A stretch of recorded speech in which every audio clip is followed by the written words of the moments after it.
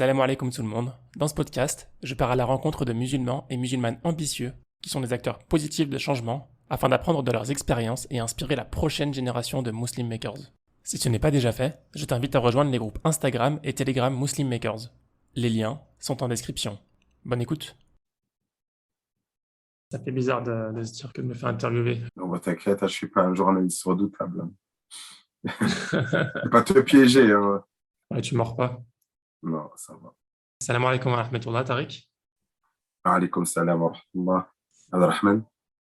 Je suis très content de t'avoir sur cet épisode 100, un peu différent. On a déjà repoussé, on devait le faire avant-hier, mais bon, tu avais un petit mal de gorge. Là, j'ai l'impression que ça va un peu mieux. C'est pas ta vraie voix encore, hein. Non, c'est pas, j'ai encore une voix très grave. Alhamdulillah, c'est une voix, on va dire, convenable. On me reconnaîtra pas dans la rue, peut-être, si ce podcast a du succès. On a décidé de faire cet épisode parce qu'il a été très demandé dans le groupe Telegram, autour de moi, me demander qu'est-ce que je pourrais faire. Ce serait sympa de faire quelque chose de spécial pour l'épisode 100. Donc, j'ai réfléchi un petit bout de temps et puis je me suis dit que ce serait sympa de faire un épisode avec, où je parle un peu plus de moi, où on pose des questions et où les rôles étaient un petit peu inversés. Et du coup, j'ai contacté mon ami Tariq, que je connais depuis combien de temps maintenant? 5-6 ans peut-être? 2016, je crois. Ouais, Ouais, 2016. 2016. Ouais. Hum. Et puis, comme on est tous les deux assez férus de podcasts et qu'on se connaît plutôt bien, je me suis dit que ça pourrait être pas mal pour cet épisode. Mais Tariq, avant qu'on entre dans le vif du sujet, est-ce que tu peux nous parler un peu de toi, qui tu es? D'accord, pas de problème, Abdelrahman. En tout cas, tout d'abord, ça me fait vraiment très plaisir d'avoir l'honneur de parler sur ton podcast. Et bon, ça me fait plaisir, comme d'habitude, de te parler. On va dire les échanges entre nous sont de qualité et toujours, enfin, on en ressort toujours avec, on va dire, une certaine valeur ajoutée. Donc voilà, c'est pour ça que j'apprécie beaucoup échanger, on va dire, pas quotidiennement, parce qu'aujourd'hui, à distance, c'est compliqué, mais bon, voilà, de temps en temps, une fois toutes les 2 semaines avec toi. Donc, pour ma part, je m'appelle Tariq, je vis dans la région lyonnaise. J'ai 38 ans, marié, papa de jolis enfants. Et, euh, et dans la vie, j'ai une formation d'ingénieur généraliste. Ça fait à peu près une quinzaine d'années que je travaille. Et, euh, et je me suis lancé depuis à peu près 6 mois, dans l'expérience, dans l'aventure entrepreneuriale. Donc, peut-être, on va dire de manière inconsciente, grâce au podcast et grâce aux Muslim Makers qui ont été interviewés. Et je t'en remercie, Abdelrahman. Ouais, le plaisir est pour moi. Je pense que tu l'aurais quand même fait, même sans le podcast tel que je te connais. Tu bosses dans quoi? Tu peux nous dire un peu dans quoi tu travailles? Je bosse dans l'immobilier, et principalement l'immobilier d'entreprise, donc bâtiments de bureaux, entrepôts, les usines. Donc, et du coup, j'accompagne, on va dire, les maîtres d'ouvrage, c'est-à-dire les gens qui investissent pour construire, dans toutes les phases du projet, depuis, on va dire, la feuille blanche. On dessine les premières esquisses, jusqu'à la remise des clés, à peu près 1 an plus tard, un an et demi plus tard. Et donc, ça passe par l'animation de plusieurs acteurs, l'architecte pour déposer le permis de construire, le constructeur, promoteur immobilier, entreprise générale, enfin, peu importe, pour la construction du bâtiment. Donc, voilà, il y a beaucoup d'acteurs dans ce type de projet. Donc, du coup, je représente les intérêts du maître d'ouvrage, du client final qui sera propriétaire du bâtiment. Super. Mm. Bah, Tariq, vas-y, je vais te donner le micro là pour continuer ce podcast. Avec plaisir, Abdelrahman. Et Abdelrahman, on va retourner un peu ta question préférée que tu poses un peu dans tous les podcasts entre toi. Abdelrahman, peux-tu nous faire l'honneur de te présenter en 30 secondes? Et pas une seconde de plus, hein. Voilà. Ouais, tu sais que ça a changé ça. Enfin, c'était pendant un petit moment, je posais cette question. Là, les derniers épisodes, je la pose un peu moins Truc 30 secondes, parce que voilà. Je dis 30 secondes, c'est trop bref. Donc, je me disais, mais maintenant que Ouais, 30 secondes, je me suis dit non, après les gens ils sont surpris. J'ai mal la pression dès le début comme ça, là, c'est pas sympa. Mais en tout cas, oui, rapidement, pour me présenter, donc Abdelrahman, comme tout le monde le sait, Abdelrahman Kourichi. J'ai 27 ans, là, bientôt 28 dans un mois et demi, Inch'Allah. Je vis à Singapour, je travaille dans une startup en tant que data scientist, ou plutôt head of data. Je gère l'équipe data dans la startup, dans la HR Tech. Donc, c'est un outil en ligne pour les ressources humaines. Donc, je suis arrivé à Singapour il y a quoi, il y a 3 ans, 4 ans, 3 ans et demi. Avant ça, donc je suis né et j'ai grandi à Lyon. C'est là-bas que j'ai rencontré Tariq. J'ai fait mes études là-bas. C'est classique, hein, collège, lycée, université. J'ai fait des études d'abord, donc un bac S, puis des études en maths. Et j'ai découvert les data science durant la fin de ma licence. En fait, par défaut, je m'orientais vers une carrière plutôt en mathématiques, dans l'enseignement peut-être, mais j'ai jamais vraiment été hyper attiré. C'était plutôt par défaut que je m'orientais vers ça. Et, et puis, j'ai pu, à travers différentes circonstances, découvrir ce domaine de la data science. Et il s'est avéré qu'au moment où je découvrais ça, ils ont ouvert un master dans mon université. Donc, j'ai pu enchaîner directement dans l'université Claude Bernard à Lyon. Et, euh, et c'est à cette période-là que j'ai commencé à beaucoup voyager, fin de licence, master. J'ai fait pas mal de voyages en Asie du Sud-Est, notamment. C'est là que j'ai découvert l'Asie du Sud-Est, la Malaisie en particulier, où à l'époque, j'avais fait un séminaire de un mois oui, avec Nouman Ali Khan. Je pense que tu la connais, Tariq. Certains oui, des bien auditeurs sûr. doivent connaître aussi. Ça a été mon premier long voyage et j'ai vraiment kiffé la région. C'était vraiment bien. Ce séminaire aussi était vraiment incroyable. J'ai découvert des gens du monde entier. C'était vraiment top. Et c'est là que j'ai découvert la richesse en fait de la culture. C'est là où j'ai le plus découvert en fait la richesse des différentes cultures, parler avec différentes personnes. Les gens faisaient plein de choses différentes. Et j'ai senti un peu ce dynamisme que je ne sentais pas à Lyon, dans ma ville d'enfance. Tout le monde travaillait, plein de gens qui travaillaient à l'étranger, faisaient des métiers de ouf. C'était hyper intéressant.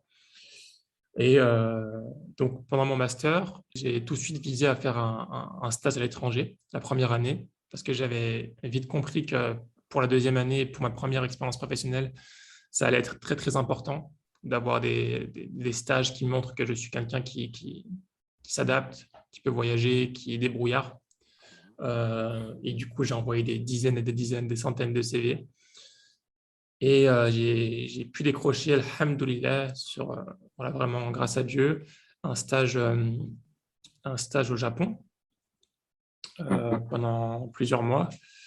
D'ailleurs, tu étais venu me rendre visite, Tariq. On avait passé une Exactement. dizaine de jours, je crois, à traverser le Japon. C'était vraiment top. Et du coup, j'ai fini mes études et à la fin de ma deuxième année de master, il fallait faire un stage de 4 à 6 mois. Et là, encore une fois, je voulais faire un stage à l'étranger. Du coup, j'ai visé principalement l'Asie du Sud-Est, entre autres, et puis un peu l'Angleterre et l'Amérique du Nord, l'Australie. Et puis, j'ai pu décrocher un stage à Singapour. Donc, ça a été l'expérience qui m'a permis d'entrer à Singapour. Et pendant ce stage-là, donc apparemment, j'ai fait bonne impression. Ils m'ont proposé de rester avec eux. Et depuis ce moment-là, je suis à Singapour. Entre-temps, je me suis marié à la fin de mes études. Après mon stage, je suis rentré quelques semaines à Lyon. Je me suis marié, je suis reparti directement à Singapour dans la même boîte. Et puis voilà, je Non, mais crois que, je crois que c'est tout. ouais, ben voilà, alhamdoulilah, depuis à peu près 3 ans et demi aujourd'hui, installé à Singapour avec quelques allers-retours. Enfin, et j'imagine que tu as été pas mal mobile les premières années, tu as profité un peu de l'avant-Covid Ouais. pour découvrir la région avec Mhm. ton épouse. Ça, j'imagine que c'est quelque chose aussi, c'était, on va dire, un peu il y a aussi, au-delà du dynamisme, on va dire, spirituel, un peu, enfin, et culturel que tu as découvert là-bas, j'imagine que c'est un peu joué aussi, quoi. Au lieu d'être à Lyon et d'envisager d'aller faire des sauts de puce à Clermont-Ferrand ou à Saint-Étienne, et bon, je rigole, hein, mais tu serais peut-être allé dans d'autres villes, mais bon, quand tu habites à Singapour, c'est un peu plus facile, quoi. Tu sais, t'as tout. Ouais, je dirais qu'il y a plein d'éléments. Il y a plein d'éléments qui étaient hyper intéressants. En fait, j'ai compris à travers les discussions avec des personnes qui ont pu travailler à l'étranger et puis vivre à l'étranger que en termes de progression déjà de carrière, tu avances à des vitesses différentes quand tu es dans un environnement hyper dynamique. Mhm. De manière générale, hein, il y a bien sûr des exceptions, mais quand tu parles à des personnes qui sont à Hong Kong, à Singapour, à Séoul, aux États-Unis, dans tous ces endroits un peu dynamiques, tu verras qu'ils ont en général une progression de carrière, un apprentissage qui n'est pas le même, ça va plus vite. Donc ça, c'était déjà quelque chose que je visais en début de carrière parce que déjà, moi, je ne sortais pas d'une grande école particulièrement. Et puis, euh, et puis, je le sentais que si je voulais avoir des opportunités très intéressantes en France, il aurait fallu que je travaille peut-être 100 fois plus et pour avoir moins de résultats peut-être, tu vois. Mhm. Deuxième élément, c'était pour développer mon anglais. Parce que bien que je me débrouillais pas mal en anglais, je voulais avoir une bonne expérience dans un environnement anglophone sans avoir après à reprouver que je sais parler anglais. Parce que quand tu pars de la France, peut-être disons 5 ans après ton début d'expérience ou 10 ans après, tu dois prouver que si tu veux travailler à l'étranger, que tu sais parler anglais, c'est un peu plus compliqué. Mhm. Euh, et ça, je voulais vraiment développer et être vraiment à l'aise en anglais. Puis évidemment, il y a la région qui est incroyable. Moi, j'ai pu découvrir la région qui est vraiment magnifique. Donc, il y a la Malaisie, l'Indonésie autour. La vie ne coûte pas cher. En dehors de Singapour, ça coûte assez cher, mais en dehors de Singapour, c'est pas très cher. Tu peux faire des voyages, voilà, des allers-retours pour 50 à 100 euros l'aller-retour avec les vols low cost. Et puis, tu peux partir voilà, régulièrement. C'est vraiment intéressant comme région, c'est vraiment joli. Donc il y avait cet élément-là aussi de découvrir toutes les cultures de l'Asie du Sud-Est, et puis aussi de tous les pays qui est un peu plus loin, le Japon. Euh, j'ai pas eu l'occasion encore d'aller en Australie, mais j'aimerais bien y aller ou en Nouvelle-Zélande, Inch'Allah. Et puis voilà, tous les pays d'Asie, l'Asie c'est une région qui est très très riche. Mhm. Il y avait aussi le fait que je venais de me marier. Donc, je pense que je l'aurais fait quand même des vies à l'étranger, même sans me marier, mais Oui, le fait de me marier, voilà, on pensait aussi, moi, ma femme et moi, que ça allait être intéressant d'apprendre à se découvrir dans un environnement que nous deux. Et ça, il y a pas mal de couples, d'amis qui sont mariés, qui ont pu me faire part de cette remarque, du fait que voilà, les premières années de mariage, ça peut être ça peut forger le couple, en fait, de se débrouiller tout seul, de gérer les problèmes tout seul, voilà, tout ce genre de choses. ouais. C'est des éléments qui forgent le couple. Euh, de manière générale, encore, hein, c'est pas des vérités pour tout le monde, mais de manière générale, c'est aussi le feedback que j'ai eu. Et puis aussi les rencontres dans les villes comme Singapour, il n'y a pas que Singapour, mais il y a plein de villes comme ça où, en fait, tu as beaucoup d'expatriés, tu as beaucoup de gens qui viennent de l'étranger. Mhm. Donc, les gens avec qui tu parles tous les jours, ils ont tous quelque chose à te raconter et à t'apprendre.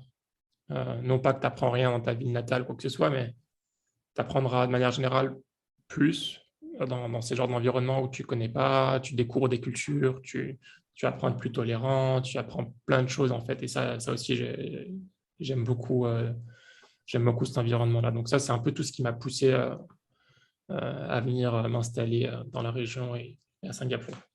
Ouais, ouais, écoute, enfin, de toute façon, c'est tout ce que tu décris, c'est un peu à ton image. Et je pense que même si tu avais déjà commencé un peu avant le mariage, hein, d'essayer de découvrir le monde hein, à travers le Japon, la Malaisie, et ça m'a fait penser à une expression, un livre voilà, qui est cher, qui est Le chemin de la Mecque de Mohamed Assad, et une expression en fait, qui fait énormément écho dans ma vie. Et je pense que toi, tu l'as mis en application. C'est un proverbe arabe qui dit que si l'eau d'un étang reste immobile, elle devient stagnante, boueuse et fétide.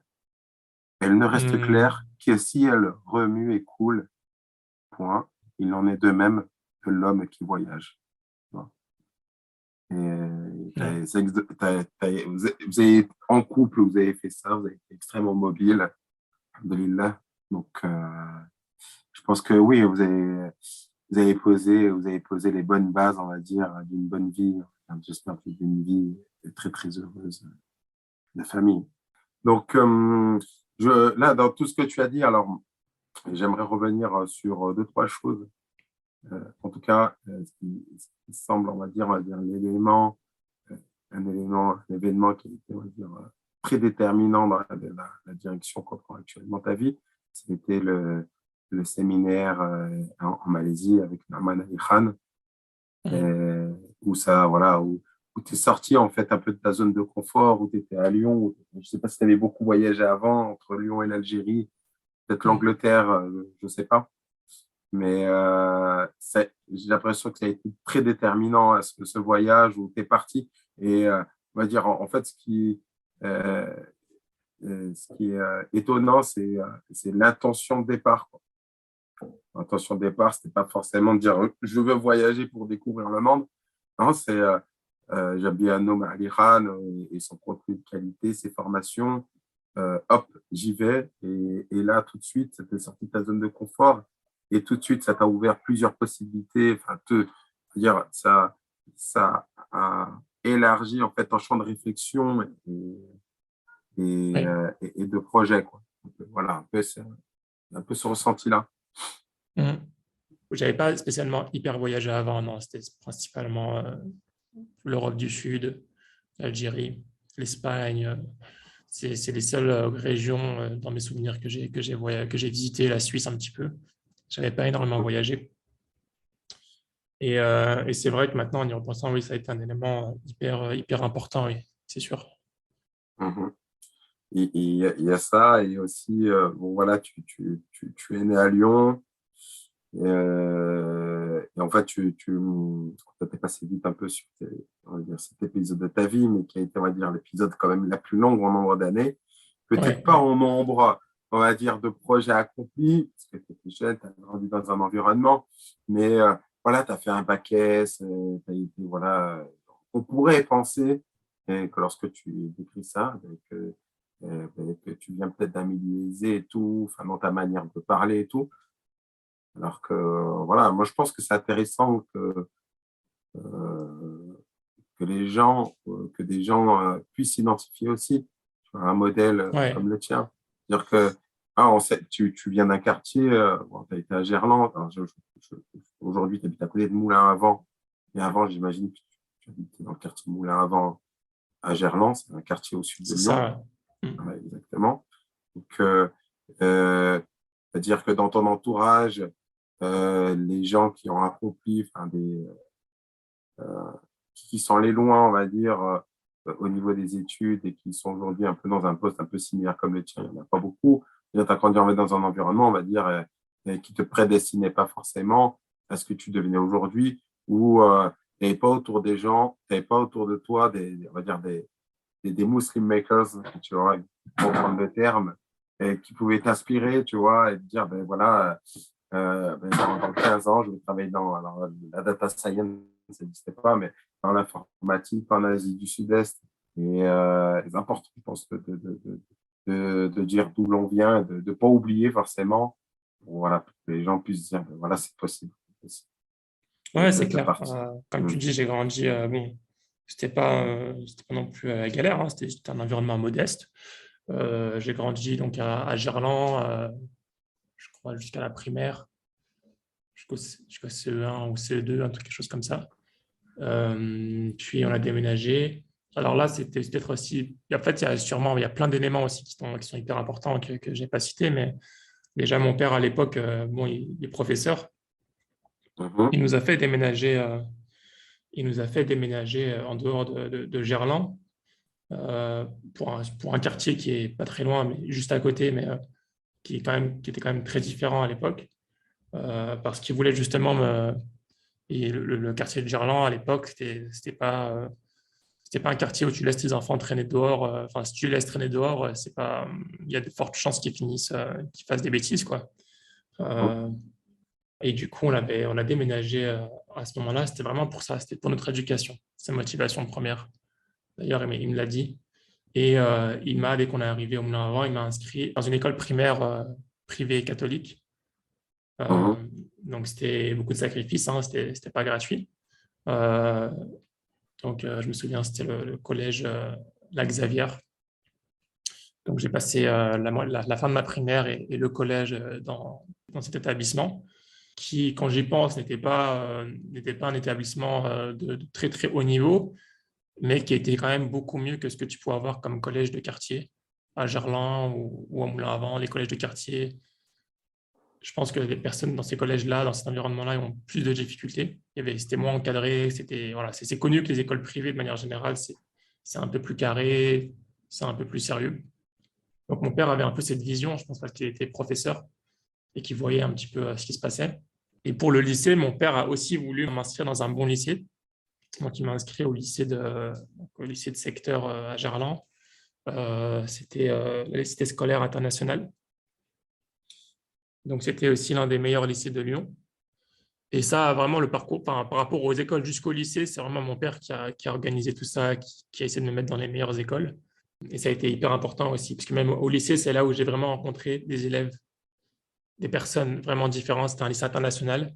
Donc, en fait, il y avait pas mal de personnes de l'étranger qui étaient bilingues ou trilingues, qui parlaient plusieurs langues, des Américains, des Allemands, des Italiens, etc. Et des fils de diplomates, voilà, vraiment des personnes à milieu social aisé.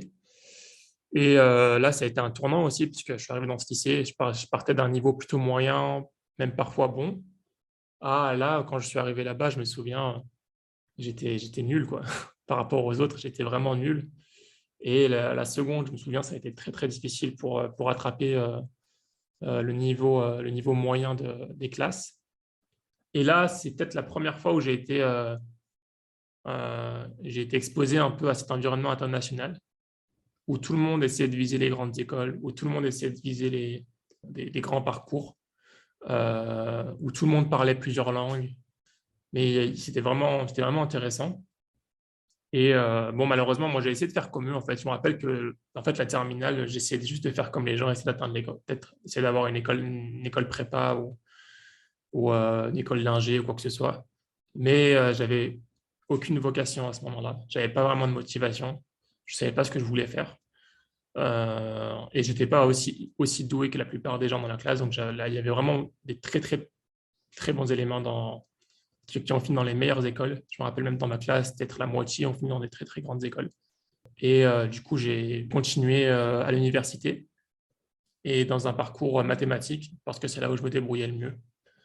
Mais bon, là, je me disperse un peu de ta question initiale Non, mais là, par mais rapport à mon parcours, mais c'est juste un peu pour expliquer un peu quel a été mon parcours scolaire et d'où je viens. ça intéresse.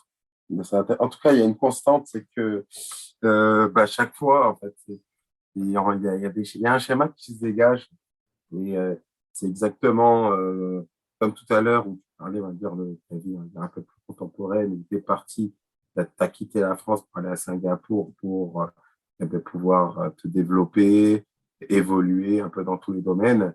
Et là, c'est pareil, c'est que tu étais dans le quartier Moulin avant Gerland. Et bon, tu n'avais peut-être pas, tu étais très jeune à l'époque, donc tu n'avais pas forcément, je veux dire, tu n'avais pas assez de responsabilité, peut-être pas assez de maturité pour générer toi-même, on va dire, l'impulsion pour te faire sortir, on va dire, de cet environnement-là. C'est ton père qui l'a fait. L'extrême importance de l'éducation des enfants. Donc, c'est Ouais. ton père qui t'a sorti d'Irlande et qui t'a fait découvrir, on va dire, un environnement, on va dire, international et qui t'a donné, on va dire, de manière consciente, ce goût pour le voyage, tu vois. Donc, il fallait même Mhm. chercher peut-être un peu plus loin dans ta vie, en fait, tu vois, cette volonté de voyager, découvrir Ouais. le monde. On va dire, le séminaire de Norman Ali Khan, en fait, c'est juste une étape. C'est pas, on va dire, l'événement fondateur de ce que de la vie que tu vis aujourd'hui. C'est une étape importante. Mm. Mhm. Non, mais écoute, ouais, très bien. En tout cas, oui, il n'y a pas besoin de faire une grande école pour réussir sa vie. Euh, pour ma part, hein, euh, j'ai fait une grande école. Je- pour moi, c'est pas, en prenant du recul, peut-être à l'époque, quand on y voyait du prestige, parce qu'on était en prépa, lorsque tu intégrais l'école, une école classée et tout, tu disais, ouais, c'est top et tout, je vais pouvoir trouver du travail facilement, je vais pouvoir évoluer. En fait, c'est pas du tout ça. En fait, ok, d'accord, je pense qu'un diplôme, c'est peut-être un bon passeport pour les premières années. Tu peux te cacher. Tes employeurs peuvent dire que tu es jeune et qu'il faut te former, voilà, t'accompagner. Donc, c'est pour ça que tu n'as pas les connaissances. Et après, au bout d'un certain nombre d'années, tu ne peux pas te cacher. Et ça, l'école ne te donne pas forcément, on va dire, ce qu'il faut pour pouvoir réussir dans la vie. Et enfin, voilà, c'est mon ressenti. Et en fait, je pense qu'il suffit, pour moi, la recette du succès, c'est simplement avoir, on va dire, l'envie perpétuelle d'aller de l'avant, de tomber, d'apprendre et de se relever. Voilà. Et à chaque fois, entre chaque chute, après chaque chute, eh bien, on est une version, on va dire, une plus un, en fait, une version améliorée de la version qu'on était avant et d'évoluer. Donc, et pour ça, ben, il faut sortir de sa zone de confort. Il faut peut-être aller loin de sa famille. Il faut aller se confronter à des gens à d'autres cultures. Euh, Ils vont te dire peut-être de manière sans complaisance, mais de manière bienveillante, ce qui ne va pas chez toi, ce qu'il faudrait améliorer. Donc, faut peut-être quitter la France pour ça, pour pouvoir se rendre compte un peu on va dire, des aspects de nos vies qu'on doit améliorer. Ouais. Bon, allez. Donc, en tout cas, merci pour cette présentation. Maintenant, moi, on sait maintenant un peu mieux qui tu es, d'où est-ce que tu viens. Si je Et peux juste rajouter un petit truc là, qui me ah, revient en tête hein, quand tu m'en parles, pour les personnes qui sont dans des environnements, qui se sentent un petit peu dans des environnements fermés, où il n'y a pas beaucoup d'espoir, où ils n'ont pas d'inspiration, etc. Moi, je me souviens, c'était un peu mon ressenti, en fait. J'avais un décalage entre mes ambitions et mon environnement. Et quand j'ai voulu faire les premiers pas, en fait, de voyager ou bien même de réfléchir, il y avait cette période de transition, en fait, qui est très, très solitaire. Je me rappelle que c'était très, très solitaire parce que personne ne pense comme toi. Tout ton environnement te dit que tu n'as pas terminé comme ce que tu espérais terminer. Tu n'as personne en face de toi ou des exemples en face de toi, souvent qui te montrent la voie à suivre. Tu as un environnement souvent, peut-être, c'est pas forcément la famille, hein, mais ça peut être, voilà, ça peut être les amis, ça peut être n'importe quoi, qui ne te pousse pas à développer un peu ces envies-là. Et moi, je me souviens que c'était une période assez solitaire. Même si les gens te veulent ton bien, parfois ils ne comprennent pas que toi, tu vises des choses plus grandes. Et moi, j'ai ce souvenir-là voilà, pendant plusieurs mois, plusieurs années, principalement pendant mes études à la fac, d'introspection, de réflexion sur ce que je voulais faire. Je savais que je voulais viser quelque chose de plus haut, et notamment après mon voyage en Malaisie. Ça a changé mon mindset, en fait. Et quand je suis revenu en France, il y avait très peu de gens qui comprenaient ce mindset-là. Je me rappelle quand j'ai fait mon premier stage, je suis le seul à avoir fait un stage, ou peut-être on était deux dans toute la promo à avoir fait un stage à l'étranger. Tout le monde visait un stage en France et tout le monde me disait tu ne trouveras jamais, tu ne trouveras jamais, tu ne trouveras jamais. Et moi, je disais si, il faut que je le trouve. C'était presque nécessaire. Dans ma tête, c'est soit ça, soit rien, limite. Et ce stage, je l'ai trouvé vraiment dans les dernières semaines, grâce à Dieu, qui m'a vraiment facilité.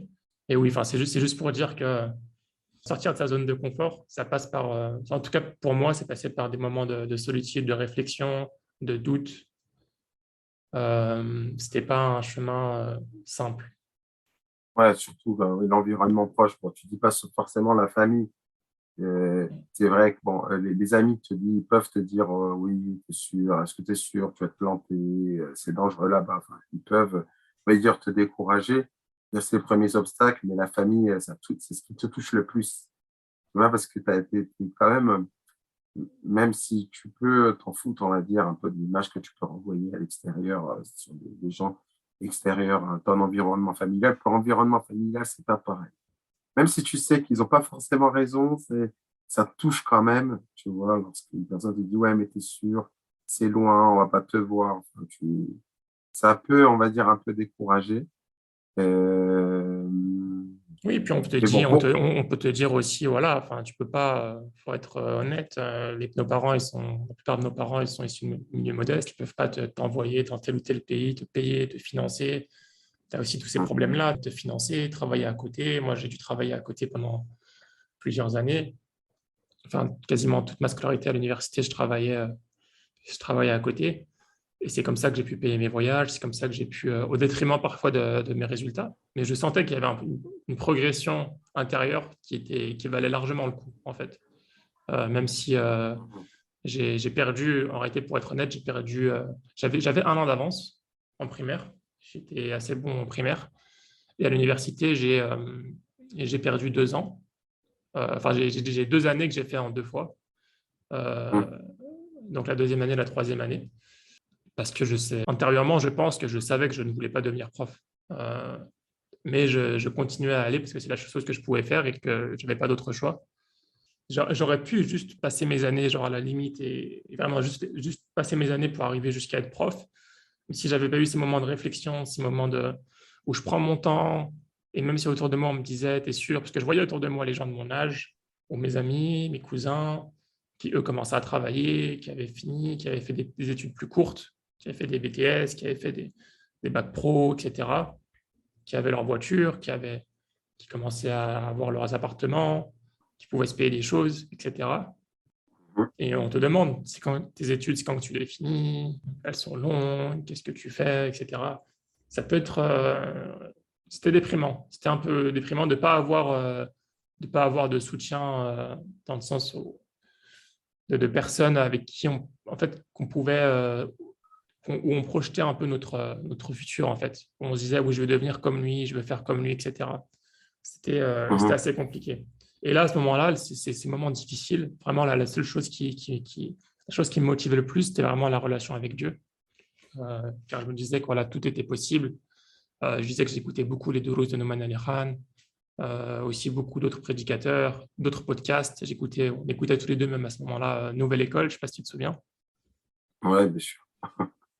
Au moins, on va dire peut-être euh, moins sur l'aspect religieux, mais Oui, c'est pas l'aspect religieux, c'était plutôt des entrepreneurs, ce genre de choses, des gens qui racontent un peu leur parcours, leurs difficultés. mhm, mhm. Et, ces moments-là, oui, c'est là où j'ai découvert aussi le podcast, d'ailleurs, vraiment, et que les podcasts m'ont vraiment. Quand je disais que j'avais dans mon entourage, je trouvais pas l'inspiration.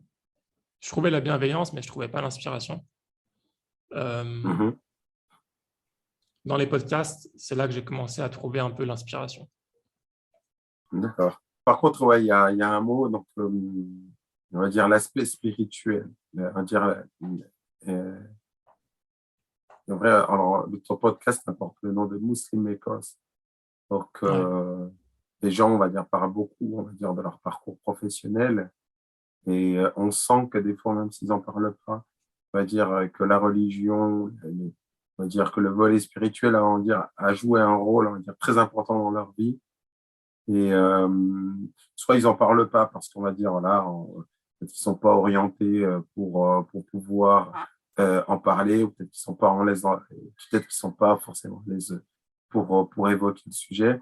Mais bon, toi, je te pose la question, je voulais savoir, ben voilà, quel a été, on va dire, le rôle de la religion ben, dans ta vie, dans ce que tu as entrepris, dans ce que tu es en train de devenir? Le rôle, il a été central. J'ai eu beaucoup de remises en question pendant l'université. C'est là où je me suis posé plus de questions qu'avant, en fait. C'est là où je me suis vraiment dit, c'est quand on grandit dans un environnement religieux, on ne se pose pas trop de questions en général. On suit ce qu'on nous enseigne, etc. Et moi, j'ai commencé à me poser vraiment des questions profondes à l'université. Ça a pris du temps, mais c'est à ce moment-là que j'ai commencé à lier un peu mes objectifs avec ma foi. Euh, et effectivement, oui, ça a été hyper intéressant, hyper important. Et c'est pour ça d'ailleurs que je suis allé faire ce séminaire en Malaisie, parce que j'avais vraiment cette volonté. Pour moi, c'était le plus important de me développer spirituellement à ce moment-là. Je sentais que j'avais besoin de ça. Je sentais que j'avais besoin de ce temps de réflexion, d'en apprendre plus sur ma religion, d'en apprendre plus sur ce qui est vraiment important, ce que je veux faire de ma vie. et écouter tous ces podcasts, tous ces dolos. On pourrait se demander pourquoi pas des dolos en français.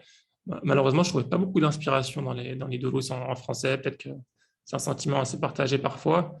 Je trouvais que ce qui était enseigné, c'était beaucoup trop, enfin, très focalisé sur le technique et pas suffisamment c'était pas suffisamment élaboré, c'est ça. C'était pas suffisamment, pas élaboré, peut-être un autre mot, ça serait, en tout cas, pour ceux qui connaissent Nouman Ali Khan ou ce genre de prédicateurs-là, on voit qu'il y a une vraie différence entre ce qui est proposé dans les modèles anglo-saxons et ce qui est proposé en France de manière générale. C'était une approche, je ne saurais pas très bien la décrire, mais qui me qui me parlait vraiment et qui, quand j'écoutais ce genre de Doros, me rapprochait. Je sentais qu'il y avait une meilleure connexion, un meilleur ressenti, que ma foi se développait en fait plus facilement. Et effectivement, oui, la foi, pour revenir à ta question, elle m'a accompagné, la religion m'a accompagné à plein de niveaux. En fait, tous les moments clés de ma vie, à partir de l'université, ils ont été étroitement liés à une connexion, à une demande à Dieu de me guider pour dans la meilleure direction. Dans les choix difficiles, dans les choix que je sentais qui étaient des tournants, la fin d'une année scolaire, trouver un stage, aller vivre à l'étranger, ce genre de choses, tous ces choix importants, je me suis toujours accroché, j'ai toujours essayé de faire en sorte que ça soit le meilleur choix, dans le sens où j'avais besoin de signes que Dieu me facilite ces choix-là. Pas que je prenne des choix tout seul ou que... Voilà. J'avais vraiment besoin, j'avais vraiment un ressenti que Dieu, dans ces moments-là, dans le choix de la carrière, dans le choix des études, etc., c'est des moments c'est des moments clés, en fait, où je me suis vraiment rapproché de Dieu pour essayer de mieux me comprendre et essayer de demander à Dieu de me guider pour ces choix-là. Ça, je me souviens clairement que ça a toujours été hyper important pour moi. Et sinon, oui, par rapport à la pratique, ça m'a accompagné dans le sens où j'ai appris à avoir confiance Dans l'image que tu renvoies, quoi. ouais, à l'image que je renvoie, pas forcément avoir confiance, mais à m'assumer dans ma pratique, en fait. C'est-à-dire que Mhm. à partir de ce moment-là, j'ai développé en fait ce côté-là du fait que je veux plus avoir honte de ma religion, je veux plus avoir honte de ma pratique, je veux plus avoir à me cacher, je veux plus avoir à me justifier et je veux plus avoir à expliquer. Je veux juste faire ma vie. Et ce moment-là, il a été clé aussi, dans le sens où, pas du jour au lendemain, mais au fil des mois, bah, j'ai commencé à être très clair avec mes connaissances, avec ce que je fréquentais à l'université qui n'étaient pas forcément musulmans, que voilà, je faisais la prière, j'avais besoin de prier. Là, je prends ma pause, je vais aller prier.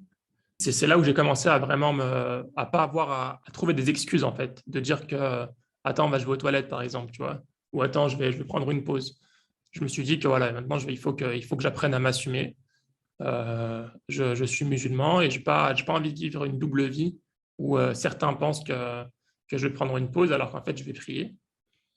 Euh, et ça m'a accompagné jusqu'à maintenant. Mes amis à l'université qui sont restés amis avec moi, bah, c'était clair pour eux quand je vais chez eux. Ce pas des musulmans, mais je leur dis voilà, c'est l'heure de la prière. Ils me préparent un endroit pour prier. Il n'y a aucun problème. Et pareil maintenant, à mon travail, dès le départ, voilà, je suis musulman. Il y a tel ou tel, voilà, je me rappelle, on a les premiers jours ici, quand je parlais avec mon chef, le CEO de la boîte, c'était très clair, je suis musulman, là, bah là, écoute, là, c'est l'heure de la prière, donc il faut que j'y aille. Je mange halal, etc. Et puis, j'ai été agréablement surpris de voir que chez la plupart des personnes, en fait, ils acceptent, ils sont très ouverts, ils sont très positifs par rapport à ça. C'est-à-dire que ça va même dans le sens où moi, je leur demande juste je leur demande pas spécialement de m'aider à... Ces personnes-là cherchaient pour moi un espace pour prier, par exemple. Euh, Par exemple, je suis dans un endroit, je dis que c'est bon, je dois aller prier. Ils me disent, ah bah tiens, il y a la salle de réunion, tu devrais utiliser la salle de réunion. Ah bah tiens, on va faire un dîner d'équipe à tel ou tel endroit. Ils me disent, ah t'inquiète, j'ai demandé, je me suis renseigné pour avoir un plat sans alcool, sans viande, sans quoi que ce soit. Et ça, pour moi, c'est très important même jusqu'à maintenant d'être aligné sur, de ne pas essayer de faire une sorte de double vie entre ma religion et ma vie pro, ma vie avec mes amis, etc. Et vraiment d'être aligné. Donc, si je suis avec quelqu'un, c'est l'heure de la prière, de manière générale, peut-être qu'il y a des exceptions, hein, je ne pense pas tous les cas, mais je vais lui dire, voilà, c'est l'heure de la prière. Donc, voilà, je veux être, ça a été quelque chose de très important pour moi. Parce que ça m'avait beaucoup affecté pendant le lycée et le début de la fac, de devoir de vivre une sorte de double vie. Je pense que beaucoup de nous le vivent, en fait. Euh, et c'est assez toxique, en fait, pour le développement, je pense. Ouais, je te rejoins à 100% là-dessus. Hein. Je suis passé par, on va dire, par ces mêmes étapes-là et en fait, je me suis rendu compte que le moment où ça s'est le mieux passé, c'est lorsque tu t'assumes complètement sans l'imposer à tout le monde en disant, ben non, c'est comme ça et pas autrement, tu t'adaptes à moi. Euh, voilà, si tu expliques, tu es transparent, on va dire, que ce qui t'anime, ce qui te permet, on va dire d'être courtois, d'être efficace au travail, et puis, voilà, c'est ta relation à Dieu, et que tu as besoin de ça pour refaire le plein, on va dire, à certains moments de la journée. Et les gens, en fait, au contraire, ils sont curieux, et déjà, ils te laissent faire, et en plus de ça, ils te posent des questions. Et on peut dire que de par ton comportement, sans être ostentatoire, hein, bien évidemment, tu contribues à faire la da'wah aussi. Il y a des gens qui ne sont pas forcément musulmans. Moi, concrètement, je ne vais pas rentrer dans les détails, mais je travaille avec une personne, c'est mon client le plus important. Il m'a dit, Tariq, il m'a dit, à 5 ans, tu m'aurais dit ça, j'aurais jamais imaginé travailler avec un jeune comme toi qui s'appelle Tariq, qui est musulman, pratiquant, avec une barbe. Ah, tu vois, et le fait, tu vois, de s'assumer complètement et, euh, et d'être vraiment, on va dire, aligné avec les valeurs et tout, à travers notre comportement. Je pense que ça peut, voilà, ça t'ouvre des portes, mais ça peut aussi ouvrir les cœurs des gens. En tout cas, merci voilà, la question initiale, hein, c'était un peu le rôle de la religion un peu dans ta vie. Voilà, là, au début, tu ne savais pas forcément y répondre, c'est pas comment l'aborder. Et c'est tout ce que tu as dit, c'était intéressant et tu as bien développé. Bon. Ouais, c'est vrai Ben, que c'est difficile de répondre on the spot là, comme ça. la question n'était pas facile. J'ai balancé là comme ça la bouteille. J'ai jeté la question, tu vois. Voilà. Voilà, alhamdulillah. Et en tout cas, merci voilà, d'être présenté, de nous dire qui tu étais, de me permettre de comprendre où est-ce que, pourquoi et tu vas, pourquoi est-ce que tu orientes ta vie de cette manière et pourquoi est-ce que tu fais ce que tu fais aujourd'hui. Euh, mais j'aimerais savoir de manière un peu plus spécifique pourquoi, le podcast Muslim Mec, hein, et d'où t'es venu en fait un peu cette idée. En fait, quand je suis arrivé à Singapour, je me suis rendu compte, au bout de quelques mois, que c'est dans ces moments-là, en fait, à l'étranger, c'est là où on se sent en fait le plus français. Français dans le sens rattaché à la culture, dans le langage, dans les sujets de discussion, même dans les problèmes. J'étais beaucoup plus intéressé par les problèmes en France que les problèmes à Singapour. Déjà, avant de venir à Singapour, j'étais investi un petit peu dans les associations. Soit j'étais investi dans l'association, soit je participais à des halaqas, etc. Donc j'avais ce sentiment de communauté, j'avais ce sentiment d'aider dans des projets. Et dès que je suis arrivé à Singapour, j'avais plus du tout ça. Et peut-être au bout de quelques mois, j'ai commencé à réfléchir à ça. J'ai ressenti ce besoin en fait de me rendre utile pour la communauté en fait, pour les musulmans en France. Je me suis dit, il y a tellement de problèmes en France que je ne peux pas rester les bras croisés et à me couler la vie douce ici à Singapour et à travailler, à faire ma vie, à ignorer tout ce qui peut se passer. Et j'ai ressenti ce besoin en fait de me rendre utile. Donc j'ai commencé à réfléchir. À distance, il n'y a pas énormément de choses qu'on peut faire. Donc je suis tout de suite pensé au digital, quelque chose sur Internet. Et puis, de fil en aiguille, j'en suis arrivé au podcast. Pourquoi le podcast? Parce qu'en retraçant un peu ma vie, je me suis rappelé que c'était évident pour moi que le podcast avait joué un rôle dans mon parcours d'éducation et mon parcours professionnel. Et j'avais écouté déjà d'autres podcasts aussi anglophones où ils interviewaient des musulmans, où ils parlaient de musulmans qui avaient des parcours intéressants, racontaient un peu leur histoire, etc. Et je trouvais qu'il n'y avait rien en français, en fait. Il n'y avait rien du tout en français. Il y avait en français, mais pour les non-musulmans. Enfin, pour les non-musulmans, pour les thématiques, je ne sais pas, génération do it yourself, que j'écoute parfois aussi, les entrepreneurs, sur le marketing, sur plein de thématiques. Et il n'y avait pas grand-chose pour les musulmans. Rien, en tout cas, rien de ce qui se rapprochait de ce que je pouvais écouter dans les pays anglo-saxons. Et je me suis dit, tiens, ça pourrait être intéressant de faire ça. C'est quelque chose que je peux faire à distance. C'est quelque chose qui n'existe pas. C'est quelque chose qui m'a aidé, donc a priori qui pourrait aider d'autres personnes. Et voilà, donc c'est là que j'ai commencé à réfléchir au format du podcast, à quoi je devais parler. Et il y a plusieurs éléments qui m'intéressaient en fait. Il y avait ce côté inspiration.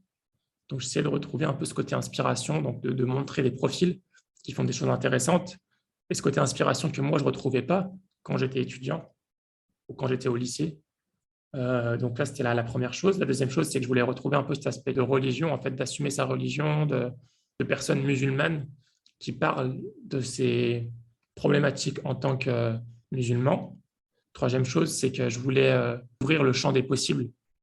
Je me disais que si des personnes écoutent des profils différents, inspirants, dans leur diversité d'origine, dans leur diversité d'éducation, dans leur diversité de travail actuel et d'investissement actuel, ça peut être que bénéfique dans leur réflexion, dans ce qu'ils veulent faire, que ce soit des gens qui travaillent déjà ou qui ne travaillent pas encore. Et puis, je voulais aussi mettre cette notion de confiance, de retrouver la confiance en soi avec le climat qui est très négatif en France, comme on le sait, en France, en Belgique, etc. Pas particulièrement en France, mais il y a ce climat même quand on n'est pas musulman, déjà, je trouve que c'est assez morose, mais quand on est musulman, c'est encore plus compliqué. On doit apprendre à grandir, à faire sa propre réflexion sur sa religion, sur sa pratique, tout en se battant contre les idées reçues, contre l'image négative que peut avoir la religion, tout en essayant de sortir de cet environnement, de cette zone de confort, enfin cette zone de confort, quand on vit dans des quartiers, de sortir de l'environnement un peu toxique parfois, ou qui n'est pas assez inspirant, ou qui n'ouvre pas suffisamment de voies. Donc il y a toutes ces choses réunies qui fait que c'est compliqué d'avoir confiance en soi, c'est compliqué d'avoir confiance en ses choix, de prendre des décisions, d'écouter des choses positives, des gens qui nous soutiennent, qui nous poussent à viser haut, à briser un peu ce plafond de verre.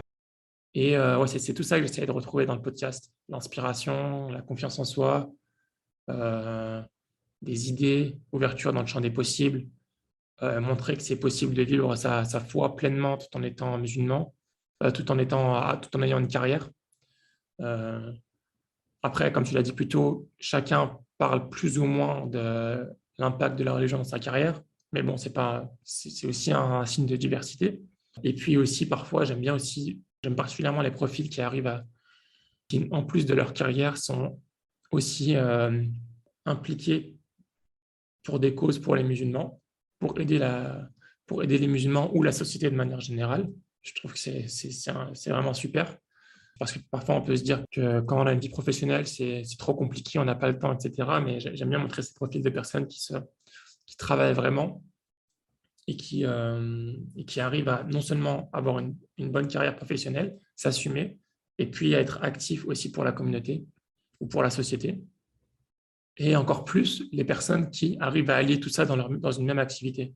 Par exemple, je ne sais pas moi, ceux qui travaillent dans la finance islamique, non seulement ils ont une activité dans la finance, une vraie carrière, mais en plus, ils sont hyper actifs pour la communauté, ils trouvent des solutions, ils cherchent à régler des problèmes. Il y a certains avocats, des gens qui sont activistes. Il y a toute une liste de personnes que j'ai interviewées où leur activité principale est non seulement une activité inspirante, mais en plus qui est directement utile pour la communauté. Et ça, c'est quelque chose que je trouve vraiment top. Donc voilà, c'est un peu tous les éléments qui m'ont poussé à lancer le podcast. Voilà, barakallahu fik, en tout cas. Ouais, Fik, comme moi. Merci. on va dire, on comprend un peu plus, on va dire, tes motivations et que tu t'en récompenses de vouloir Amen. aider un peu les autres. C'est vrai que, on va dire, le Ajma'in. modèle, je pense que tout ce qui devait se faire dans le monde a été fait.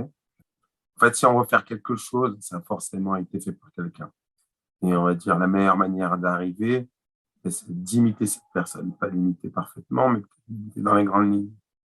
Et pour ça, il faut avoir un témoignage de plusieurs modèles. Et grâce à ton podcast, tu nous offres en fait, cette possibilité. Tu diras ça, il a fait comme ça, c'est possible.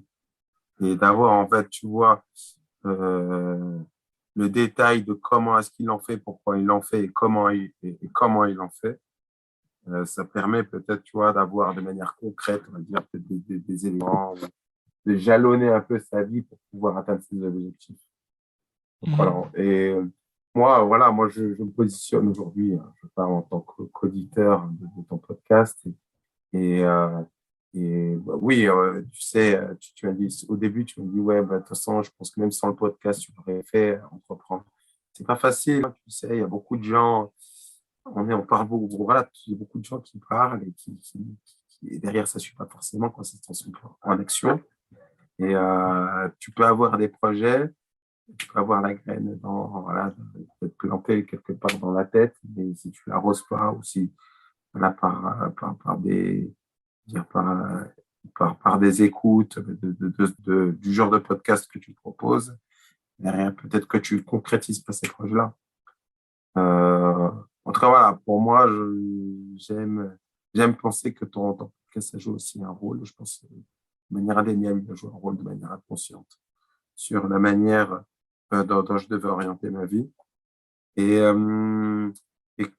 et, depuis que tu as fait ce podcast, c'est quand même, voilà, aujourd'hui, on est la centième.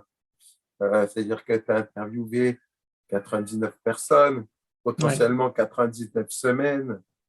Euh, c'est toute une organisation concrètement, parce qu'il y a le décalage horaire. Là, on se parle. Là, en France, il est 11h30, et, je sais pas, peut-être 18h30 ou c'est 19h30 ça. chez toi.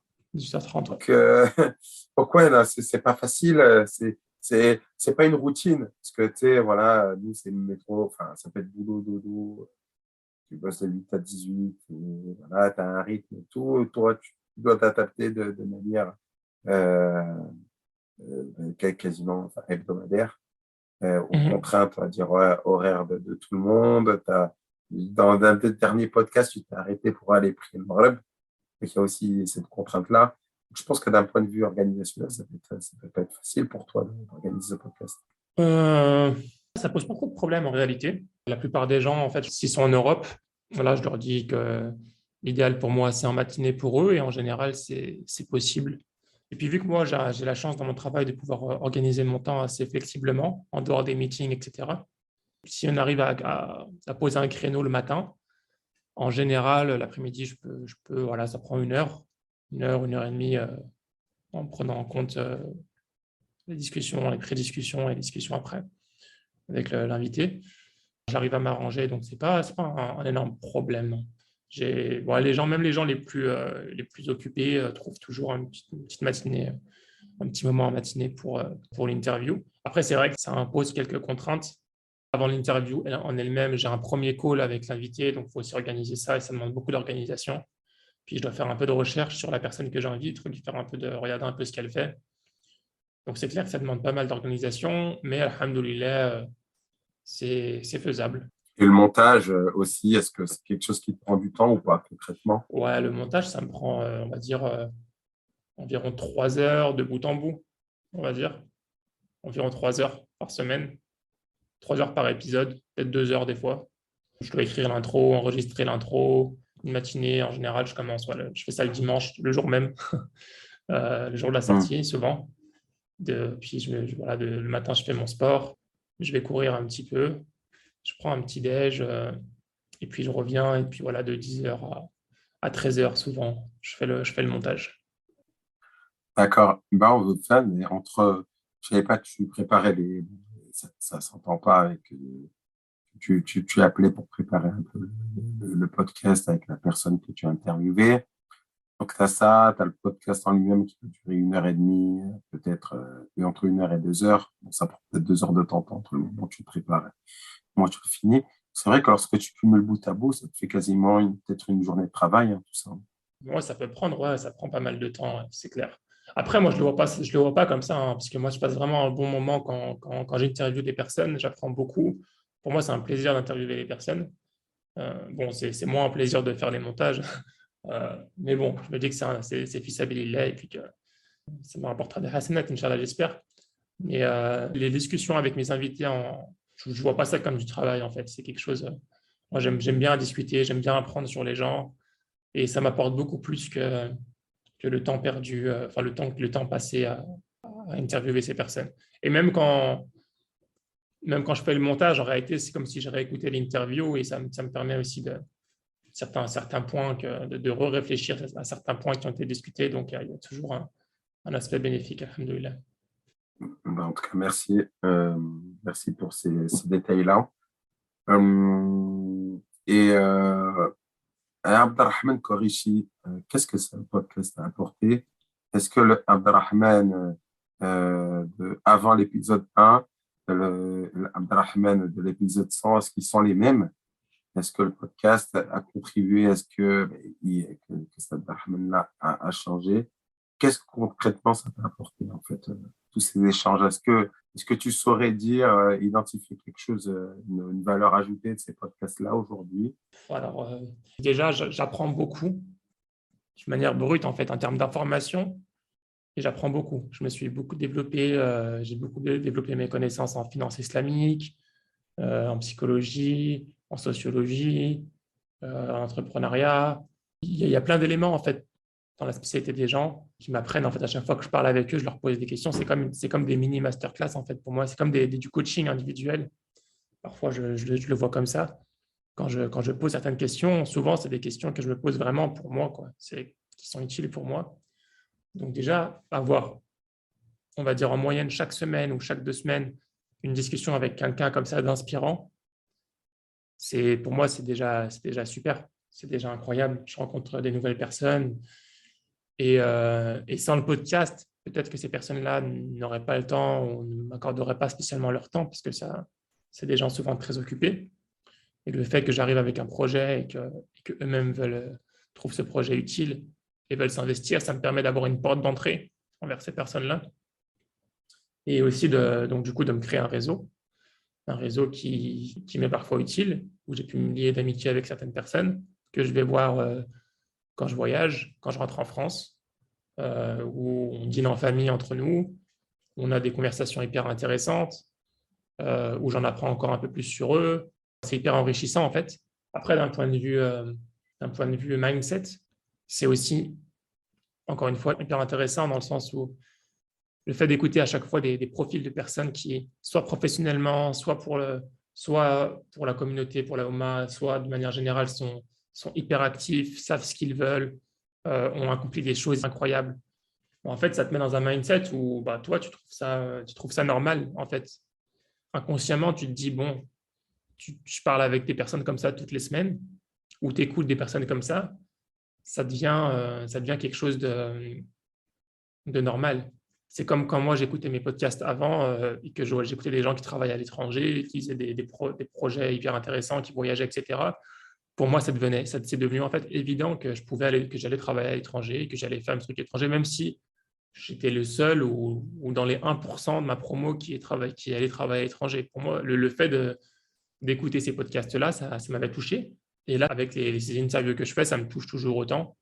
Et ça me pousse en fait à moi aussi toujours viser plus haut, toujours essayer de rester au top. Ouais, toujours essayer de viser plus haut, de ne pas être satisfait de ce que j'ai, pas de manière ingrate, dans le sens où je ne suis pas satisfait de mon salaire ou quoi que ce soit, mais satisfait de ce que je peux faire de ma vie. Et donc oui, ça m'apporte beaucoup. Après, chaque podcast peut m'apporter des choses différentes. Chaque histoire peut avoir des spécificités, peut me toucher différemment aussi. Et ça peut m'apporter quelque chose humainement dans la religion. Ça m'aide à me remettre en question. Une chose que j'ai pu apprendre après avoir parlé à plein, plein de gens, c'est qu'il n'y a pas un profil de musulman type, en fait. les musulmans, ils ont tous leur propre motivation, ils ont tous leur propre parcours, ils ont tous leur propre histoire, ils ont tous vécu des choses différentes. Et ça m'apprend à essayer de me focaliser sur comprendre d'où ils viennent, c'est quoi leur parcours, qu'est-ce qui les a amenés à penser comme ils pensent maintenant, plutôt que essayer de les... Peut-être que c'est quelque chose que je faisais plus avant, essayer de les mettre dans des cases très rapidement. Et ça, oui, ça, je l'ai appris en parlant à plein de gens, parce que tu te rends compte que en fait, tu apprends l'humilité, tu te dis que si tu continues à mettre des gens dans des cases parce ils ont un avis sur telle ou telle chose qui n'est pas le même que le tien, eh ben, tu vas commencer à segmenter en fait tout le monde. Tu vas commencer à segmenter tous les musulmans. Et quand tu vis dans un environnement où les gens sont plus ou moins pareils, bon, je reviens à Lyon, à mon environnement, etc., bah, tu te dis que tout le monde doit être pareil en fait. Tout le monde doit penser pareil, tout le monde doit avoir les mêmes avis, etc. Mais quand tu parles un peu avec les gens dans le monde entier, les gens qui ont des parcours différents, tu apprends que c'est pas aussi simple en fait. C'est pas tout blanc, tout noir. On a tous notre propre avis, mais derrière, au final, on aspire tous à la même chose, c'est de pouvoir rentrer au paradis, c'est d'être la meilleure version de nous-mêmes, c'est d'être le plus utile possible. Ce que j'ai appris, voilà, c'est qu'on a tous des bonnes intentions derrière. On a tous des bonnes intentions. On essaye tous de faire de notre mieux et que ça sert à rien d'essayer de d'essayer de refléter notre vision de l'islam sur, sur des personnes. Il faut plutôt essayer de se focaliser sur ce qui nous rassemble plutôt que ce qui nous différencie. Donc, il y a beaucoup de remises en question, beaucoup de tolérance. Ça, c'est quelque chose aussi que j'ai pu développer grâce au podcast. Pas que, aussi à travers ma vie à l'étranger, mais aussi beaucoup à travers le podcast. D'accord. Ok. Mais en tout cas, ça se ressent en tout cas que ce podcast a une influence, ça va dire, sur toi, positive. Bon, de toute façon, on voit l'évolution. Je ne sais pas si tu as réécouté, si tu as fait l'exercice de réécouter tes premiers podcasts par rapport au dernier. Est-ce que Non, non, non, je pense que ça va j'ai être pas le sympa courage. d'écouter la première et la 99e. Tu vois. Ça peut être Ouais, intéressant. ouais, c'est Et, clair. Après, bon, c'était un mix entre l'apprentissage que j'ai eu entre-temps et puis apprendre à interviewer des personnes aussi. Je pense, si je m'écoutais là, je me trouverais très, très coincé. et est-ce que une personne que tu as interviewée est revenue vers toi en disant, voilà, le podcast on va dire, a eu des effets sur toi, mais est-ce que l'inverse est vrai également? Est-ce que le podcast a ouvert, on va dire, des opportunités ou des choses aux personnes que tu as interviewées? Voilà, ça a peut-être même changé leur vision des choses ou peut-être que ça leur a ouvert des opportunités de business. Est-ce que tu as eu ce retour là ou pas du tout? Alors, des opportunités de business, j'ai eu parfois des retours. Je ne demande pas à tout le monde à chaque fois. Des fois, je demande, par exemple, j'ai vu une de mes premières interviews avec Nabil Boudi. J'étais allé le voir bon, quand je vais à Paris, j'essaie de le rencontrer quand j'ai un petit moment.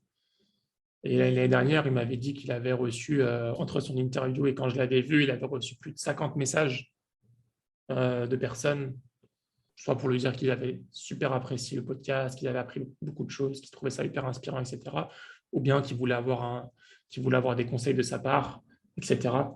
Donc, je pense qu'il y a beaucoup de personnes, je n'ai malheureusement pas les données, mais, euh, mais certaines personnes Mhm. m'ont dit oui, qu'ils reçoivent beaucoup de messages, qu'ils ont reçu beaucoup de messages de la part des invités et que ça leur faisait plaisir, en fait. Ils voyaient l'impact direct, d'autant qu'il n'y a pas spécialement beaucoup d'écoute. Hein. Par exemple, je ne sais pas, pour Nabil Goudi, au moment où je l'avais parlé, il avait peut-être 500 écoutes, 400 écoutes, je ne sais pas. Et il avait reçu plus de 50 messages, donc ça veut bien dire qu'il y a un taux d'engagement. C'est ça qui m'avait fait très plaisir aussi, c'est qu'il y a un gros taux d'engagement. Mais oui, pour revenir à ta question, oui, j'ai interviewé, je sais, une personne qui faisait, Mohamed Bouclet, je crois, qui faisait formation de lecture rapide, mind mapping, etc. Je pense qu'il a eu des clients grâce à ça, que les gens étaient intéressés, etc. Après, si pour eux ça a eu un impact, je ne sais pas. Je ne pourrais pas te dire non. Ok. Et pour l'approche, je pense qu'on s'approche de la fin, là. Du coup, en fait, ce que je voulais savoir, c'est, on a parlé de qui tu étais, de comment, pourquoi le podcast, est-ce que ça t'apporte, et, euh, comment est-ce que tu te projettes? Est-ce que tu vois un format différent? Est-ce que tu as des projets? Quelles sont les prochaines étapes de Mousseline Mekos? Alors, c'est une chose auquel j'ai beaucoup réfléchi depuis, ça fait maintenant plus de 2 ans que j'ai lancé le podcast. Effectivement, ouais, enfin, actuellement, un de mes objectifs, c'est d'essayer de développer l'audience. Maintenant que j'ai une base d'interviews qui est assez conséquente, j'espère développer l'audience. Donc, pour information, pour ceux qui sont intéressés, donc, actuellement, on va dire, chaque semaine, j'ai entre 500, 600, 700 écoutes max. Donc, mon objectif, ce serait d'essayer de faire en sorte que ce podcast soit accessible au plus grand nombre. Donc, ça va être une de mes missions pour 2022, Inch'Allah. Et en parallèle de ça, donc c'est quelque chose auquel j'ai réfléchi depuis un petit moment. Donc, donc, il y a un groupe Telegram, hein, pour ceux qui souhaitent le rejoindre, le groupe Telegram Muslim Makers. Et puis, j'ai pu voir qu'il y avait un énorme engouement dans le sens où les gens voulaient être actifs et se demandaient si c'était possible de faire quelque chose ensemble, de se servir de cette dynamique de groupe, en fait, pour pouvoir créer des projets pour la communauté, pour la Oumma. Et donc, bon, là, on en est encore au tout début, mais j'ai créé un petit groupe Muslim Makers Initiative qui est accessible uniquement sur demande, donc en me demandant, en m'envoyant un message. Et dessus, c'est un groupe un peu plus restreint où on brainstorm, on réfléchit à comment est-ce qu'on peut mettre nos compétences en commun et qu'est-ce qu'on peut apporter avec toutes nos compétences, notre diversité pour la Ummah. Donc voilà, on est encore à l'étape de brainstorming sur la vision du groupe, sur les différents projets sur lesquels on pourrait travailler. Mais c'est quelque chose que j'aimerais, Inch'Allah, je ne sais pas où ça va nous mener, mais j'ai espoir, Inch'Allah, qu'on puisse en dégager quelque chose de positif. Ça, c'est la deuxième mission pour 2022, Inch'Allah. Inch'Allah, je te souhaite au moins autant de réussite que voilà, le podcast, les 99 premiers épisodes. Et aujourd'hui, en fait, on est dans le virtuel, c'est-à-dire que tu discutes voilà, par Zoom ou sur Telegram avec, on va dire, les auditeurs, avec les gens que tu interviews. Est-ce qu'il y aura aussi, on va dire, une étape où aujourd'hui, on va dire, le contexte, on va dire, sanitaire mondial ne le permet pas forcément, mais est-ce que il y a une étape où tu comptes faire rencontrer les gens physiquement ou organiser des trucs en physique ou pas du tout, tu n'envisages pas encore?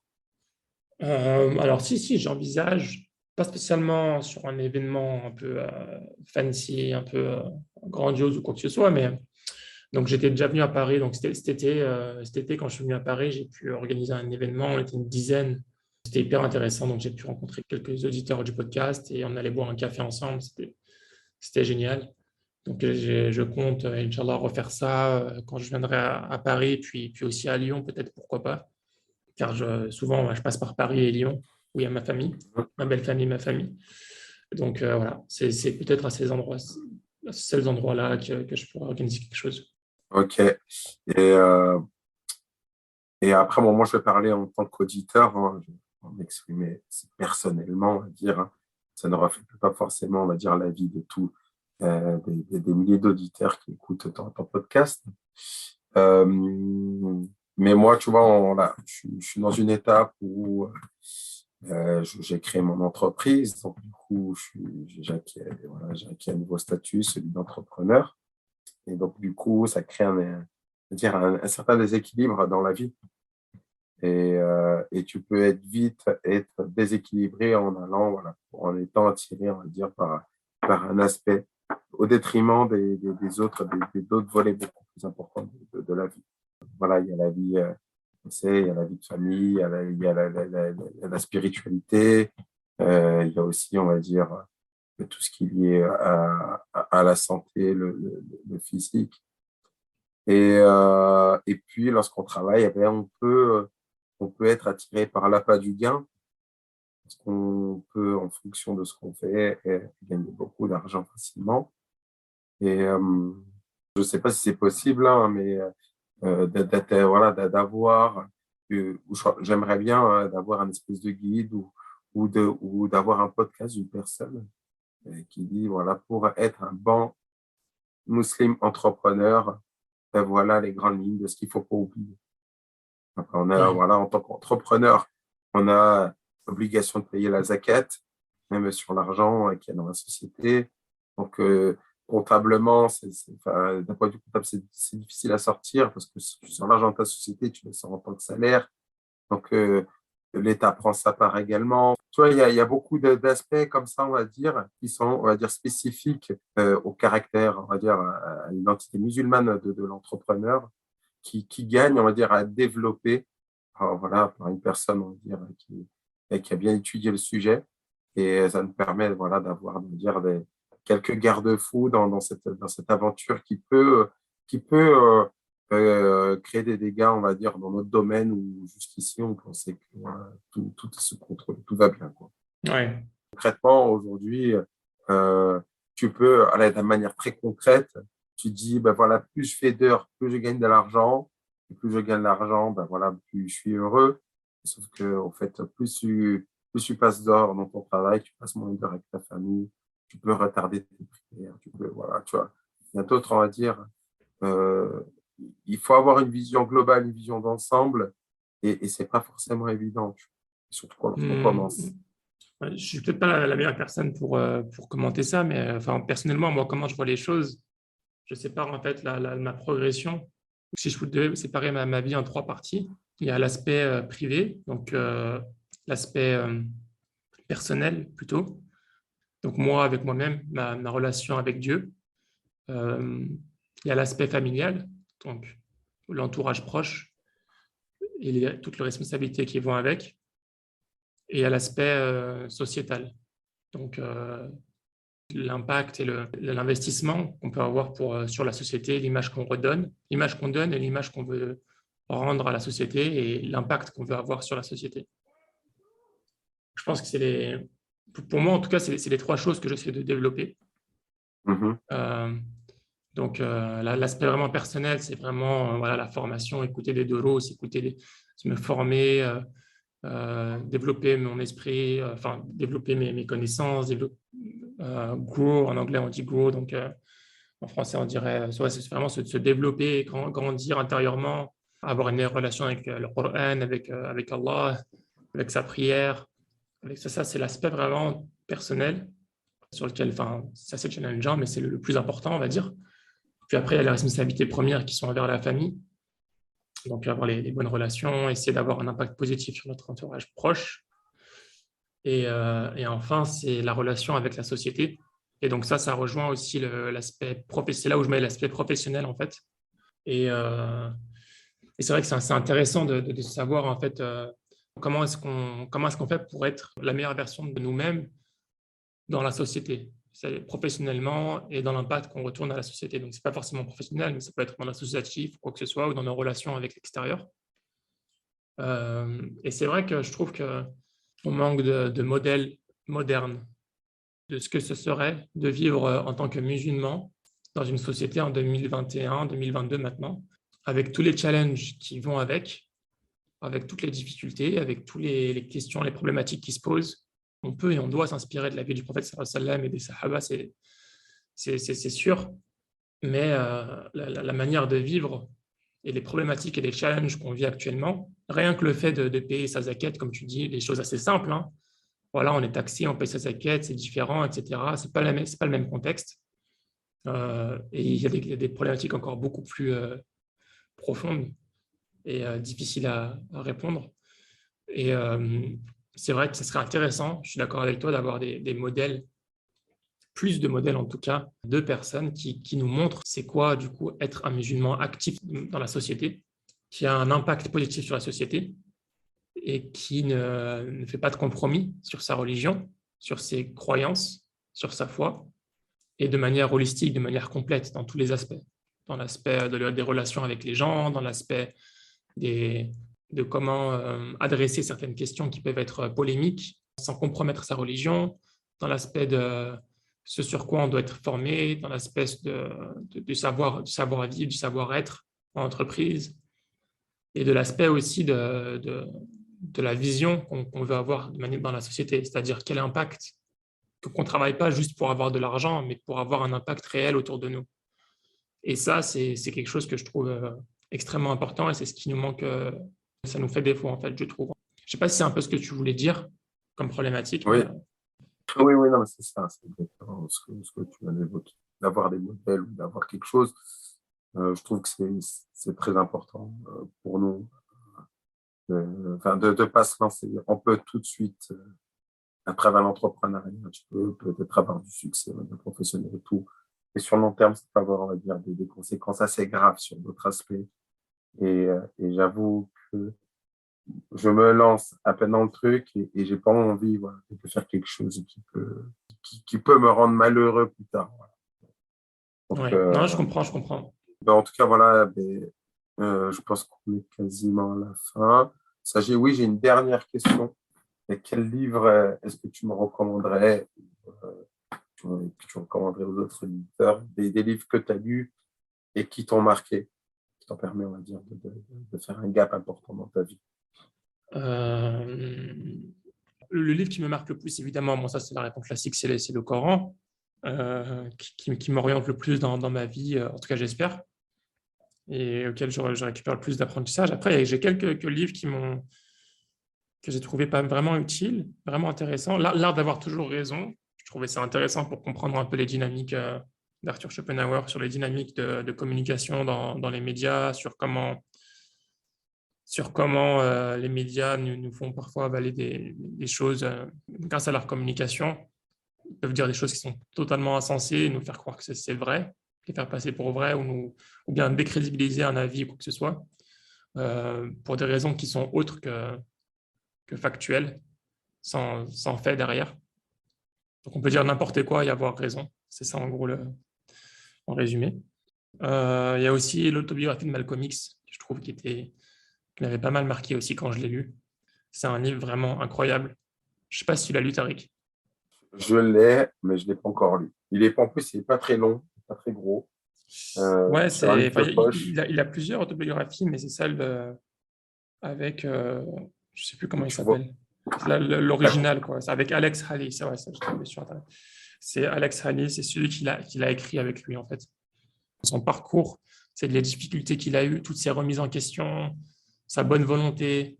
Vraiment, c'est un livre. Et puis aussi la confiance qu'il a en lui à chaque fois, dès qu'il pense être sur la bonne voie, il y va à fond, quoi. C'est une personne vraiment, je trouve, vraiment très inspirante. Et enfin, si je pouvais rajouter un livre que j'ai lu il y a un petit moment, qui s'appelle, je ne sais pas s'il existe en français, en anglais, il s'appelle The Structure of Scientific Revolution. Euh, et en fait, ce livre, c'est un livre un peu philosophique, mais qui se lit assez bien. Et quand je l'ai lu, en fait, il avait été recommandé par quelqu'un dans une vidéo et je l'ai trouvé ce livre incroyable, en fait. Ça a été écrit par Thomas Kuhn. C'est cette personne-là qui a popularisé à l'époque, dans les années, je crois, 60 ou 70, je ne sais plus, le concept de paradigme qu'on utilise maintenant très souvent. C'est lui qui l'avait popularisé à l'époque. Et en gros, ce qu'il raconte, c'est que, bon, il raconte plein de choses, hein, mais moi, ce que j'ai retenu, c'est qu'en gros, on vit dans des paradigmes où toutes les évolutions scientifiques, toute la science qui est autour de nous est basée sur un paradigme. Au départ, il y a des lois qui les créent et toutes les lois qui sont autour, toutes les conséquences qui sont autour dépendent de ces lois. Et en fait, ce qu'il explique, c'est que entre autres, c'est que l'évolution de la science, elle n'est pas forcément linéaire ou empirique. C'est pas genre on passe d'un niveau où on sait quelque chose et l'étape d'après, c'est qu'on apprend quelque chose de plus qui vient non seulement corroborer ce qu'on avait avant, mais en plus rajouter une information en plus. Ce qu'il dit, c'est que parfois on apprend des choses. La science, elle se développe dans un paradigme qui peut être totalement faux, mais on ne s'en rend pas compte. On s'en rend compte que quand on se rend compte que certaines expériences ne fonctionnent pas. Un exemple, c'est Galilée. Donc avant, ils avaient une manière de voir, ils pensaient que le centre du monde, c'était la Terre. Et tous les théorèmes, toutes les sciences qui découlaient, toutes leurs prédictions, etc., étaient basées sur cette idée-là. Et en fait, ça marchait très bien pour pas mal de cas, mais au bout d'un moment, ils se sont rendus compte qu'il y avait plein de cas où ça ne marchait pas, en fait, ce modèle. Et au bout d'un moment, ils se sont rendus compte que voilà, ce modèle est complètement faux, en fait. Et tout ce qui découlait était complètement faux. Et tout le monde à l'époque pensait que tout était vrai. Et donc l'étape d'après, ça n'a pas été de dire C'est pas genre ça, c'était vrai, et l'étape d'après, bon, c'est encore plus vrai. C'est-à-dire tout ça, c'était faux. Et l'étape d'après, c'est qu'ils repartent sur des nouvelles bases, en fait. Il y a beaucoup de choses qu'on garde, mais il y a beaucoup de choses qui sont à refaire et beaucoup de bases sont fausses. Et du coup, en fait, ça m'avait fait du bien d'entendre ça, parce que on vit dans une société où on essaie de tout justifier par la science.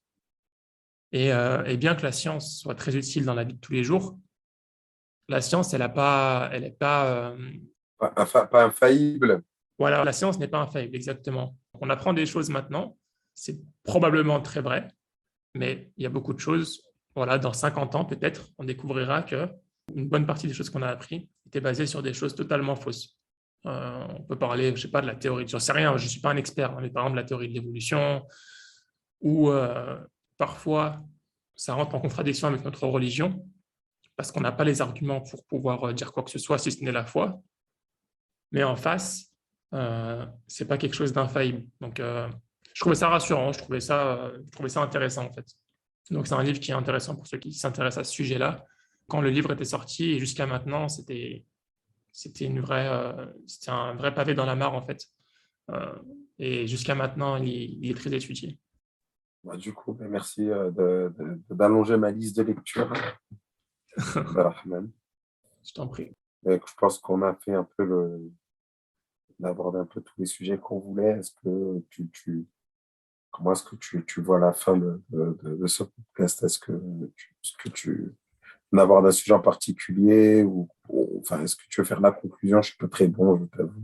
Ouais, Donc, bah, on peut conclure. Je pense que c'était intéressant. J'ai beaucoup parlé. Je ne suis pas habitué à beaucoup parler. Mais non, c'était non, intéressant. Merci beaucoup, Tariq, d'avoir pris ton temps. tu t'es mis à la place des gens que tu interviews et qui se découvrent, enfin, qui se dévoilent. Ça va, c'est pas trop dur comme exercice. C'est plus fatigant de répondre que de poser des questions. Parce que je me disais, j'aimerais pas être à ta place. Je suis obligé de me concentrer tout le temps, de faire attention à ce que tu dis. Et moi, je dois juste rebondir. Bon, en tout cas, Tariq, ouais, c'était agréable. Je voulais vraiment que ce soit toi qui me poses les questions parce qu'il fallait que ce soit quelqu'un qui me connaisse un minimum, qui a un intérêt aussi pour les podcasts, qui a écouté beaucoup de mes podcasts. Et bah, peut-être que ce sera à refaire pour l'épisode 200 si je vais jusque-là. Inch'Allah, pourquoi pas, avec plaisir. C'est tout ce que je te souhaite, à même l'épisode 1000. Hein. Et peut-être que ça se passe sous un format différent. Alors, en tout Épisode cas, 1000. Ouais, j'espère que euh, d'ici là, j'aurai évolué dans donc les projets quand même. non, mais c'est-à-dire que si tu as l'épisode 1000, c'est-à-dire que tu as 1000, 1000 musulmans. Donc, c'est une très bonne nouvelle pour déjà la communauté musulmane et de manière plus large, le monde. Donc voilà. Ben, merci de m'avoir donné, on va dire, le privilège d'intervenir sur ton podcast et ce sera un grand plaisir pour moi d'écouter les futurs épisodes. Donc voilà. Plaisir partagé, Tariq. De toute façon, ben, on se tient au courant, hein. Et puis, tu écouteras ta voix, ça te fera bizarre, tu vas voir. Ce qui est bien, c'est que je sais que c'est pas ma voix, donc du coup, je pourrais pas être surpris. Voilà, c'est pas ma voix. C'est pas ta J'aurais vraie toujours voix. cette excuse. Voilà, j'aurais toujours cette excuse-là. À dire, ah, c'est pas ma vraie voix. Voilà. J'aurais pas honte. Ouais. Bon, Tariq, à bientôt, Allez, Inch'Allah. merci. À bientôt. Ça m'a Salam alaikum.